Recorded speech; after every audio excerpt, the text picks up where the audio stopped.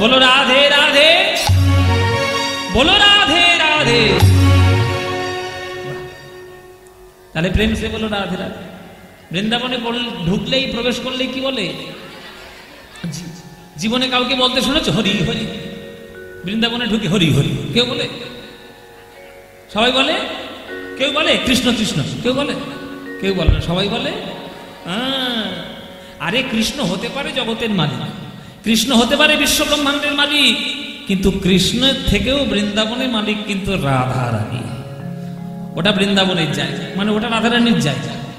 ওই রাধারানী বৃন্দাবনের অধীশ্বর, একেবারে যা বলবে তাই সবাই শুনবে, এমনকি কৃষ্ণ পর্যন্ত থরথর করে কাঁপে। বাবা রাধারানী কি বলবে, এত ভয় রাধারানীকে দেখে। তাহলে চিন্তা করুন যে রাধারানীর ভক্তিটা কত উচ্চ স্তরে, যে বিশ্ব ব্রহ্মাণ্ড যিনি চালাচ্ছেন তাকে পর্যন্ত বশীভূত করে নিয়েছেন তার প্রেমে। এই হচ্ছে রাধারানী। সেই বৃন্দাবনে প্রবেশ করলাম, আমরা দেখব আজ ব্রহ্মমোহন লীলা। ব্রহ্মমোহন লীলা আজকে আস্বাদন করব। কৃষ্ণ খেলা করছে আজকে বৃন্দাবনের মাঠে।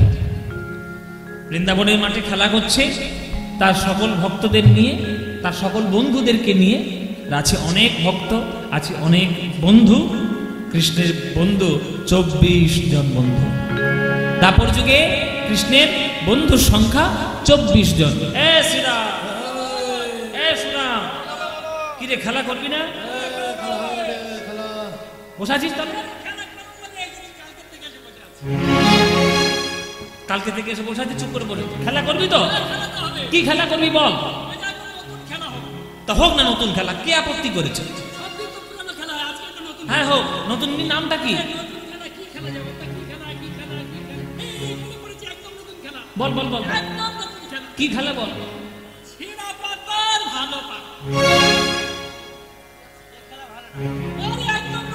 আবার কিসের খেলা? ছেঁড়া পাতা ভালো পাতা, এটা নতুন নাম। এই বাচ্চারা, এই বাচ্চাগুলো কই? এই বাচ্চারা, এই ছেঁড়া পাতা ভালো পাতা কি রে? বাচ্চাগুলো মনে মনে ভাবছে যে কেন কীর্তন শুনতে এলাম তো কি জানি। বাবা মা বাড়িতে বকে, এখানে কীর্তন নিয়ে বকছে। হ্যাঁ, ছোটবেলায় খুব খেলেছি। ও মায়েরা, যখন বলেছে ছেঁড়া পাতা ভালো পাতা কি বুঝতে পারছি না, সুবল এসে বলছে এই এতদিন ধরে খেলা করছিস জানিস রে? ও কানাই তো ঘুরিয়ে বলেছে আসল খেলা হচ্ছে কাঁধে করা আর কাঁধে চড়া, ঠিক কিনা? তা তুই কি করবি? আক্কেল দেখেছ? ও মায়েরা, তোমরা বিচার করো, আমার শরীরটার দিকে তাকাও আর ওর শরীরটার দিকে তাকাও।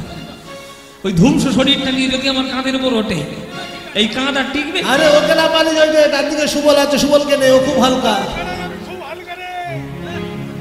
সব বোনাস করেছে। ও মায়েরা, ওইটা নাকি হালকা, তাহলে ভারী কোনটা হবে বলো? এ তবু কাঁধে উঠলে তো বেঁচে থাকবো, এই উঠলে মরেই যাবো, ঠিক কিনা?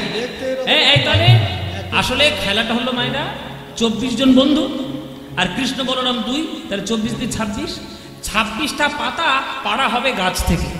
তার মধ্যে একটা পাতা ছেঁড়া করে দিয়ে, ওই ছিদ্র করে দিয়ে, ছেড়ে দিয়ে ওই 25টা পাতার সঙ্গে গুলিয়ে দেবে। এবার সবার চোখ বেঁধে দেবে, একটা একটা করে সবাই পাতা তুলে নেবে। যার কপাল ভালো তার ভাগ্যে ভালো পাতা, আর যার ভাগ্যেই ছেঁড়া পাতা, কপাল গেল। ওই সারাক্ষণ তাকেই কাঁধে করে নিয়ে চড়তে হবে। এই তুই পাতা পেয়েছিস?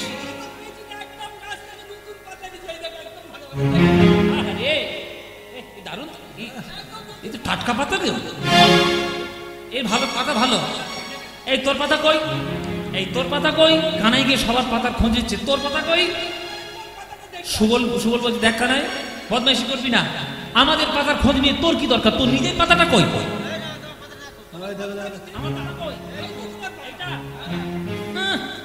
আমি হলাম রাজার ছেলে, নন্দ রাজার ছেলে আমি। আমার বাড়িতে 9 লক্ষ ধেনু, হ্যাঁ, ননি দধি দুগ্ধ ঘৃত ঘোল পচে যাচ্ছে। খেয়ে খায় কে খায় না তার ঠিক নেই। হ্যাঁ, তা সুবল বলছে তো ওই সব তত্ত্ব কথা তুই আমাদেরকে শোনাচ্ছিস কেন, তোর পাতা কই? বলে শোন, এসব তত্ত্ব কথা কেন শোনাচ্ছি জানিস? আমি রাজার ছেলে হয়ে আমি সবাইকে নিয়ে খেলা করি, আমার পাতা কোনোদিন খারাপ হতে পারে? ও মায়েরা তোমরা দেখে নাও, আমার পাতাই সব থেকে ভালো পাতা। এই দেখো, এই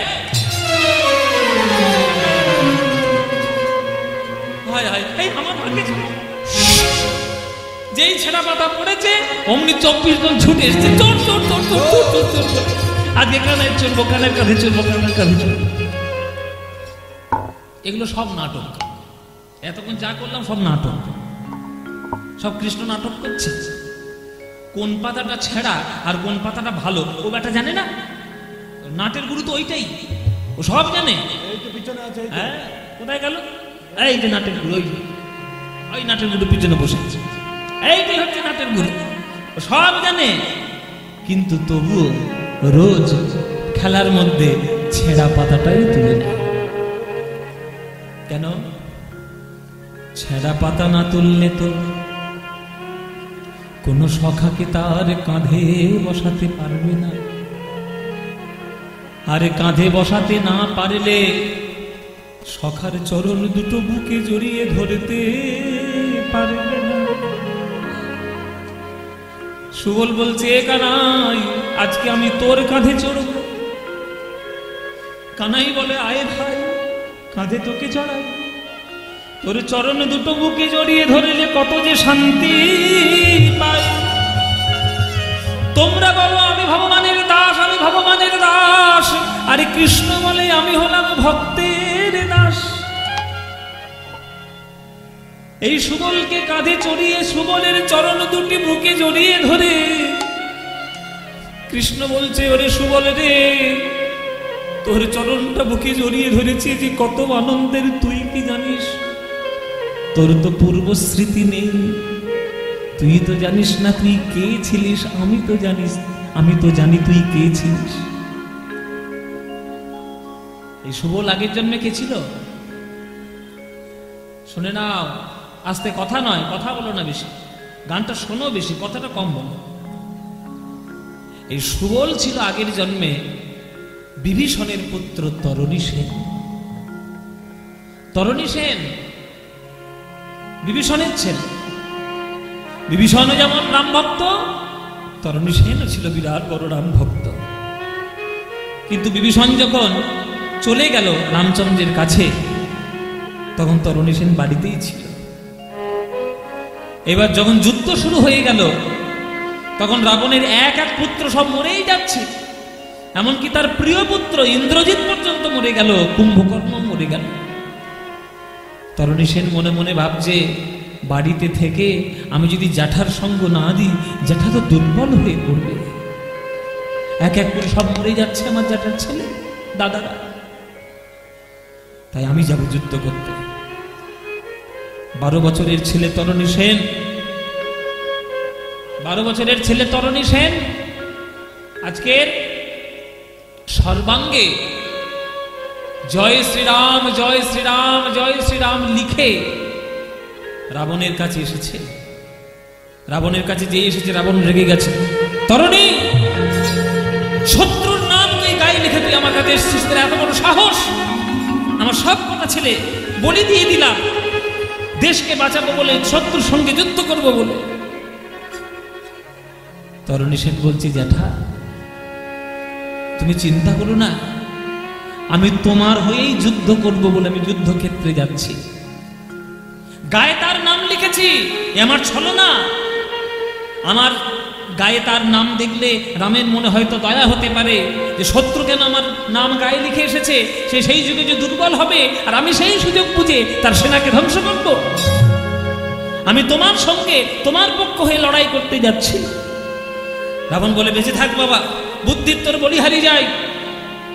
তোর বাবা পরিবারের সঙ্গে বিশ্বাসঘাতকতা করে শত্রুর পক্ষ দিয়েছে, তুই তার সেই মর্যাদাটাকে তুই রক্ষা করেছিস, তার কলঙ্কি তুই ঘুচিয়েছিস, যা যুদ্ধে জয়ী হয়ে আয়। কিন্তু তরণী সেন জানে, আমিও আমার বাবার মতো শ্রীরামচরণের ভক্ত, একবার যদি প্রভুর সঙ্গে যুদ্ধ করতে যাই আর তো ফেরা হবে না। তাই যাওয়ার সময় প্রভুর নাম নিতে নিতে যাব, তাতেই আমার সবকিছু পাওয়া হবে। সর্বাঙ্গে জয় শ্রীরাম, রাম রাম রাম লিখে যুদ্ধক্ষেত্রে সে দাঁড়িয়েছে। বিভীষণ চমকে উঠেছে, এই তো আমার ছেলে, এও এসেছে আর যুদ্ধ করতে। রামচন্দ্র জিজ্ঞেস করছে, বিভীষণ এই ছেলেটাকে আমার সঙ্গে যুদ্ধ করতে এসছে আর আমার নামে গায়ে লেখা?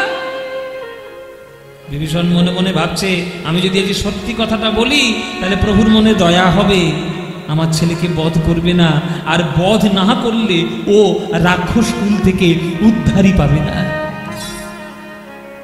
মিথ্যে কথা বলতে হবে। প্রভু ও তো মায়াবী, তোমার নাম গায়ে লিখে এসেছে যাতে তুমি ওকে দয়া করো, আর সেই সুযোগে ও যেন তোমার সৈন্যকে ধ্বংস করতে পারে। এত বড় সাহস আমার নামের সঙ্গে কপটতা! চলো যুদ্ধ করো। রামচন্দ্রের সঙ্গে যুদ্ধ করছে তরণী সেন। ওইটুকু বাচ্চা এমন এমন অস্ত্র ছাড়ছে, রামচন্দ্র পর্যন্ত অবাক হয়ে যাচ্ছে, পেল কি করে এই অস্ত্র? শেষে রামচন্দ্র এমন একটি অস্ত্র প্রয়োগ করলো, সেই অস্ত্রের কাটন বিদ্যা জানে না তরণী সেন। ওই তীর বেগে ছুটে এসে কণ্ঠে লাগলো, ধর থেকে মুন্ড আলাদা হয়ে গেল। ওই মুন্ডটা গড়াতে গড়াতে গড়াতে এসে প্রভু রামের চরণে এসে পড়ল।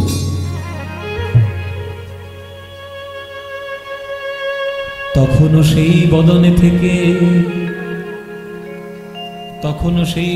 থেকে রাম রাম রাম উচ্চারণ হচ্ছে। তখন রামচন্দ্র বলছে, এখন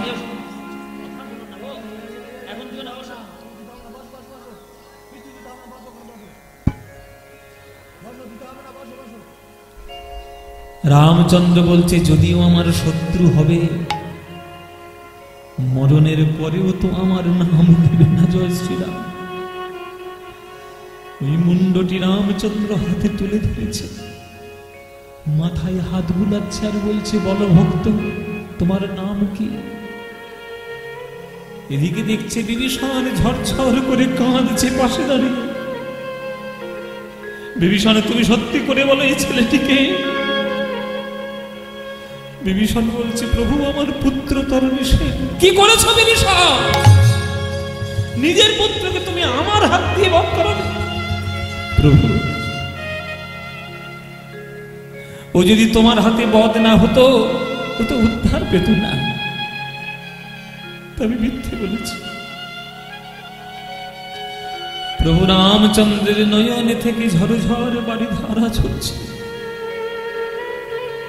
মাথায় হাত বুলাতে বুলাতে বলছে, ও ভক্ত তুমি আজ যা চাইবে আমি তোমাকে তাই দেব।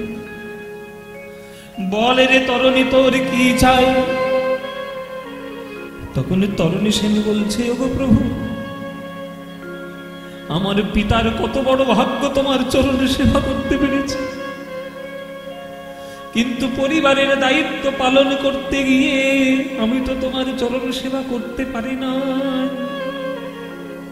তাই মরণে কালে তোমার নাম নিয়ে তোমার চরণে এসেছি।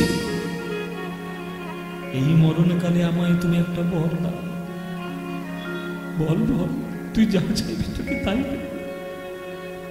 তখন তরণী সেন বলছে, গো প্রভু এই জন্মে তোমার শত্রু হয়ে জন্ম নিচ্ছি।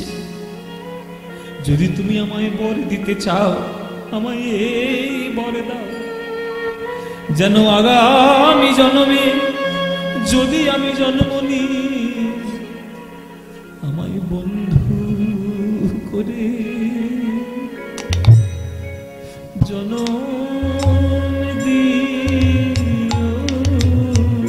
আমায় বন্ধু করে জনম দিও। আমায় বন্ধু করে জনম দিও। আমায় বন্ধু করে জনম দিও। মনের মতো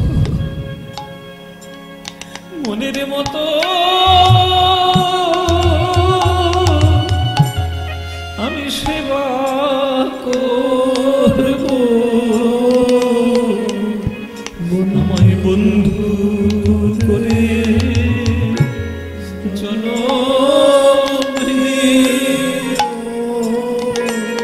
তোমায় মনের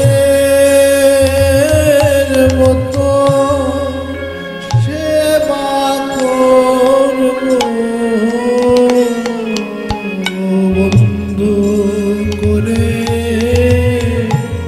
জনম দিও। আমি তোমার কাঁধে করব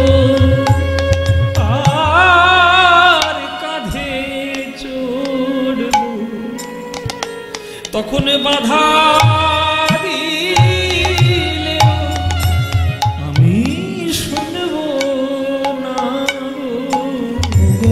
তোমার কাঁধে চড়ব, তোমার কাঁধে করব, বাধা দিলে শুনব না,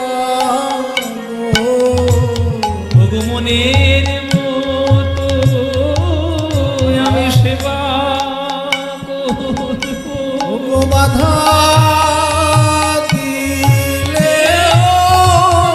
শুনব না, আমি মনের মতো সেবা করব, ওই তোমার চরণ দুটি হিয়ায় ধরে, মনের মতো সেবা করব, চরণ দুটি হিয়ায় ধরে, মনের মতো সেবা করব, ওই ধুলায় গড়াগড়ি দিয়ে, মনের মতো সেবা করব, ধুলায় গড়াগড়ি দিয়ে, মনের মতো সেবা করব, মুখে হরি হরি হরি বলে, মনের মতন সেবা করব, ধুলায় গড়াগড়ি দেব, মনের মতন সেবা করব, কাঁধে করব কাঁধে চড়ব, মনের মতন সেবা করব। আমার বন্ধু করে জনম দিও।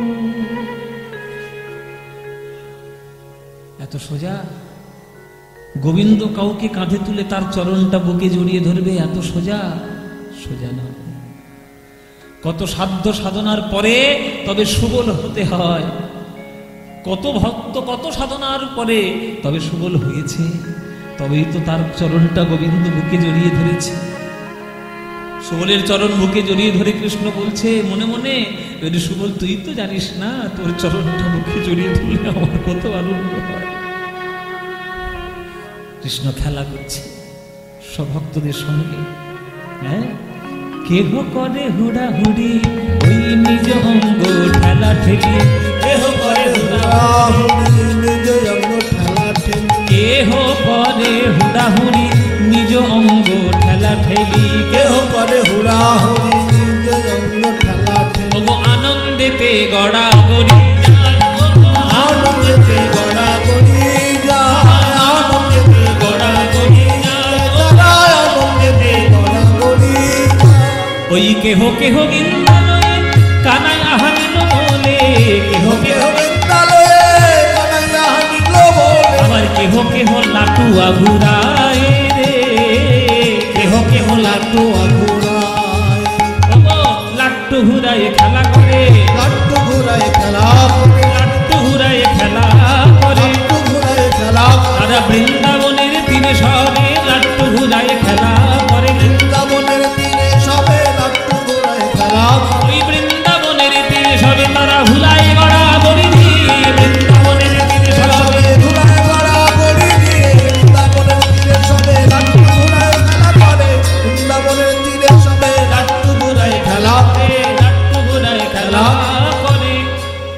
লাট্টু, আপনাদের দেশের লাট্টুকে কি বলে জানি না, হ্যাঁ লাট্টুই বলে। ওই যে কাঠের গোলা গো ভেতরের। ও আমাদের দেশে আমি যেখানে থাকি, আমার যে গ্রাম বাংলা, আমার যে গ্রাম, ওই দেশে আমাদের দেশের ভাষা বলে ভেটা। হ্যাঁ ভেটা, হ্যাঁ ভেটা আমাদের বলে লাঠি। লাঠি তুই কি জানিস নাকি? তুই তো আমার দেশের লোক। এ জানে, শুধু নাটক করছে, শুধু বসে বসে। ও মায়েরা, ভেটা এই যে কাঠের গোলা, আর ভেতরে পেরে এরকম দড়ি জড়িয়ে ধরে, আর এরকম কিরকম করে ছেড়ে দেয়। আমি হ্যাঁ বন বন বন বন বন বন বন বন করে ঘুরে। আমি একদিন ছোটবেলায় খেলতে গেছিলাম, ওই পেরেকটা এসে আমার পায়ে ফুটেছিল। তার থেকে সেই থেকে জন্মে আর যাইনি, জীবনে যাইনি ওখানে বাড়ি। যাই হোক, এইটা কিন্তু কৃষ্ণেরই খেলা, এটা কৃষ্ণেরই খেলা। আচ্ছা এবার বলো গেন্দ মানে কি? গেন্দ মানে গয় একার দন্তের নয় দয়, গেন্দ। গেন্দ মানে হিন্দি ভাষায় বলে গেন্দ, আর প্রাচীন ভাষায় বলা হতো গেরু, আর আধুনিক ভাষায় ওটাকে বলা হয় বল। বল বল। এখনকার দিনে প্লাস্টিক রাবারের বল হয় না, কিন্তু আগেকার দিনে কাপড় জড়িয়ে জড়িয়ে পুটলি করে ওইটাই বল করা হতো, ওইটাই ছোড়াছুড়ি খেলা হতো। এসব আগেকার দিনের খেলা। এবার কৃষ্ণ কেমন করে খেলা করছে, ওই পদকর্তা একটি পদাবলী রচনা করলেন। খেলা তো রাম সুন্দর শ্যাম, খেলা তো রাম সুন্দর শ্যাম, মোহন মোরতি মধুর ধাম, খেলা তো খেলা তো খেলা তো খেলা তো খেলা তো। কাদের কাদের সঙ্গে খেলা করছে কৃষ্ণ? দেখো, প্রিয় শ্রীরাম সুদাম মেলি, প্রিয় শ্রীরাম সুদাম মেলি, তপন তনয়া তীরে গেলি, তপন তনয়া তীরে গেলি। দাপর যুগে কৃষ্ণের 24টা বন্ধু ছিল। ও মায়েরা, 24টা বন্ধুর নাম তোমরা কে কে জানো? হাত তোলো। 2-4টে জানো? কেউ গোটা জানো না? 24 জনের নাম জানো না? তা কি জানাবো না কি জানাবো না? বলবো, বলে দি, গুনে গুনে নাও। এই গুনে নে, আমি গুনে গুনে নেবে। গণ: শ্রীদাম, সুদাম, দাম, বসুদাম, সুবল, মহাবল, সুবাহু, মহাবাহু, স্তককৃষ্ণ, অর্জুন, লবঙ্গ, মধুমঙ্গল। কজন হয়েছে? ভাগ ভাগ করে বলছি, কেননা এই 12 জন হচ্ছে প্রধান সখা, আর 12 জন বাকি ছিল, তারা হচ্ছে উপসখা। এবার উপসখার নামগুলো গুনে নাও, আবার গুনো। হলায়ুধ, বরুধপ, গন্ধর্ব, কিঙ্কিনী, অংশুমান, ভদ্রসেন, বসন্ত, বিলাসী, উজ্জ্বল, কপিল, কলবিঙ্ক, পুণ্ডরিক। কজন হয়েছে? হয়েছে 12। তাহলে 12 12 24। এবার প্রথম নামটা কার ছিল? একদম প্রথম নামটা না, শ্রীদাম। শ্রীদামের নামটা আগে, একদম সবার আগে শ্রীদামের নাম। শ্রীদাম আর সুদাম এগুলো হচ্ছে কৃষ্ণের সব থেকে প্রিয় বন্ধু। এবার 24 জনের নাম বললে কি পদ লেখা যায়? ছন্দে মিল হবে না। ওই জন্যে প্রধান যে বন্ধু দুটো, তাদের নাম প্রথমে পদকর্তা রচনা করেছে। প্রিয় শ্রীরাম সুদাম মেলি, প্রিয় শ্রীরাম সুদাম মেলি, তপন তনয়া তীরে গেলি, তপন তনয়া তীরে গেলি, ধবলি শ্যামলি আমরি ধবলি শ্যামলি আমরি ধবলি, আহা ধবলি, আহা ধবলি শ্যামলি আবরি আবরি, ধবলি শ্যামলি আমরি ভুগারি চলত ভান রে, দিল তো রাম সুন্দর শ্যাম, মোহন মূরতি মধুর নাম, খেলত খেলত খেলত খেলত ও খেলাত ও খেলাত। এবার কৃষ্ণ কোথায় খেলা করছে? তপন তনয়া তীর। তপন, তপন মানে কি? সূর্য। তনয়া, তনয়া মানে কি? কন্যা, মেয়ে। তীর মানে কি? কুল বা পাড় বা তট, যেমন খালের তীরে বা নদীর তীরে সমুদ্রের তীরে, এই যে গঙ্গার তীরে, এই তীর, তাহলে তপন তনয়া তীর, তাহলে তপন তনয়া মানে কে? সূর্যের কন্যা। তাহলে সূর্যের কন্যার নাম কি? এই দু একজন কেন বলবে তোমরা ভাই ফোঁটা দাও না? ওহো, এই মাগুলো হয়েছে তেমনি বলে দিতে হবে সব। ভাই ফোঁটা দাও তো, ভাই ফোঁটা দেওয়ার সময় কপালে যখন ফোঁটা দাও কি বলো? ভাইয়ের কপালে দিলাম ফোঁটা, জমের দরে পড়লো কাঁটা, তারপরে যমুনা দেয় জমকে ফোঁটা।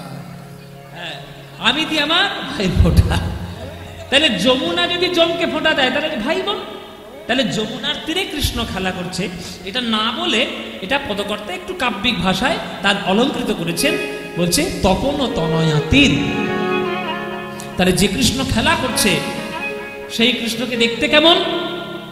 বয়সে কিশোর মোহন ভাতি, বয়সে কিশোর মোহন ভাতি, বয়সে কিশোর মোহন ভাতি, ওই বদন ইন্দু জলদ ভাতি রে। কথার মানে বোঝো? বয়সে কিশোর মোহন ভাতি, বদন ইন্দু জলদ কাঁতি রে। বদন মানে কি? মুখ। ইন্দু মানে কি?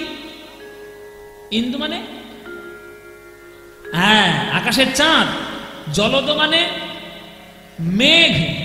গোবিন্দের অঙ্গকে দেখে মনে হচ্ছে যেন ঘন মেঘ, আর গোবিন্দের বদনকে দেখে মনে হচ্ছে সুন্দর একটা চাঁদ। তাই আখরে বলছে যেন চাঁদ উঠেছে, চাঁদ উঠেছে, যেন চাঁদ উঠেছে, চাঁদ উঠেছে, ওই মেঘের কোলে যেন চাঁদ উঠেছে, মেঘের কোলে চাঁদ উঠেছে। কৃষ্ণ বদনে দেখলে এই মনে হয় মেঘের কোলে চাঁদ উঠেছে। কৃষ্ণ বদনে দেখলে মনে হয় মেঘের কোলে চাঁদ উঠেছে। চারু চন্দ্রিকা গুঞ্জহার, চারু চন্দ্রিকা গুঞ্জহার, চারু চন্দ্রিকা গুঞ্জহার, চারু চন্দ্রিকা গুঞ্জহার, বদন মদন ভাপুরি, বদন মদন ভাপুরি, আগম নিগম বেদশা, আগম নিগম বেদশা, লীলাই করত গোঠ বিহার। লীলাই করত গোঠ বিহার। পদটি কার রচনা? একজন মুসলমানের লেখা, ইসলাম ধর্ম অবলম্বন করেছে সেই লোকের লেখা।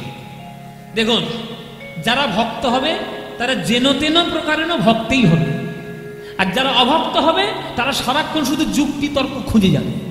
এটা কেন হলো, ওটা কেন হলো, ভগবান কেন এটা করেছে, ভগবান ওইটা করেছে, আমি কেন ভগবানকে ডাকবো, আমি কেন ওই করব, অমুক তমুক নানান কীর্তি।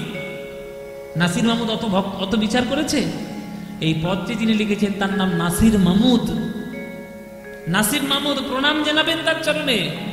জাত ধর্ম বর্ণ নাম সব কিচ্ছুর পরোয়া করেনি, শুধু গোবিন্দকে ভালোবেসেছে, কৃষ্ণকে ভালোবেসে একটা পদ লিখেছে তার নামে। আজকে সমগ্র সকল বৈষ্ণব সমাজ তার পদটি গান করে, গায়।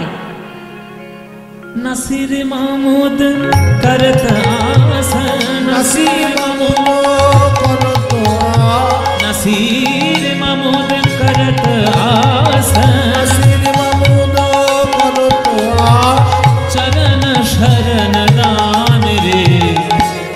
ওগো প্রভু, তোমার চরণে একটি পদাবলী রচনা করে সমর্পণ করলাম, যেন ঠেলে দিও না, ঠেলে দিও না, যেন ঠেলে দিও না, ঠেলে দিও না, আমি অধম বলে যেন ঠেলে দিও না, অধম বলে ঠেলে দিও না।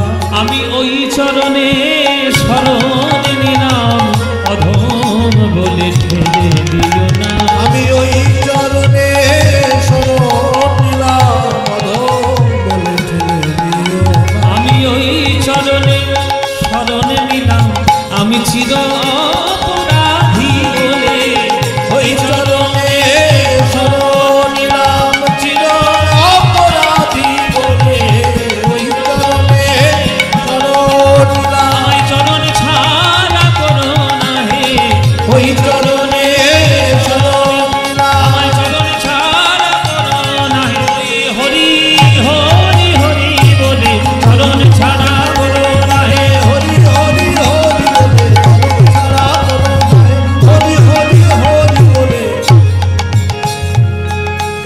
चरणे शरण निनाम नासिर मामुद करत आस नासिर मामुद करत आस चरण शरण दान रे खिल तो राम सुंदर